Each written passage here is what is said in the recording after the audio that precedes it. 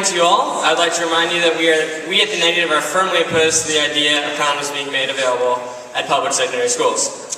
There are a plethora of reasons, but I'd like to go over our top concerns with you once again. First, I'd like to remind you today that we are not debating the effectiveness of condoms, nor are we debating whether or not teens should or do have sex. We are here today to talk about whether every public secondary school in the United States should be making condoms available for their students. With that in mind, I would like to bring up some contentions about the affirmative plan to put condoms in public schools. First off, as Alex said, from Merriam-Webster Dictionary, secondary schools are defined as schools in between elementary and college level. Therefore, they encompass children in grade 12 all the way down to 6th grade. Are we going to start giving condoms to children at age 11? Would you give your 11-year-old brother a condom? I wouldn't. That's what the affirmative plan calls for. Secondly, I don't know if you all know this, but there's a large quantity of different types and quality of condoms. If every school across the nation were to begin supplying condoms to their students, how costly would this be?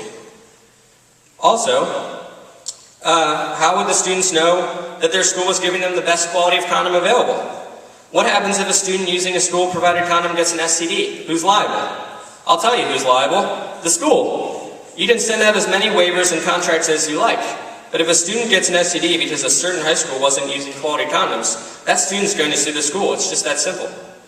Going off of that point, what happens to less privileged public schools with lower budgets? Do they get worse condoms than wealthier schools? Even though condoms do not cost very much individually, if we're talking about supplying every public secondary school with condoms to give their students for free, this is going to get costly. And in a time where other programs are being cut, how can you justify this expense? Also, as Alex said, schools are closed during the summer, weekends, and holidays, so how would the students get condoms during these time periods? The affirmative is saying that we should put condoms in schools to give students access. Well, if students aren't mature enough to walk into CVS and buy a condom, they aren't mature enough to have sex. And if you give kids condoms that aren't mature enough to have sex, you are accepting and even supporting this action. I'd also like to say that the negative in their duty as, the affirmative in their duty as the debate must provide you with a practical plan.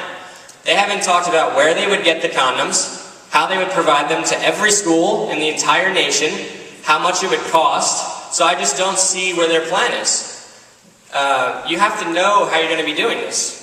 So in conclusion, vote for education, vote for morality, vote negative. Thank you.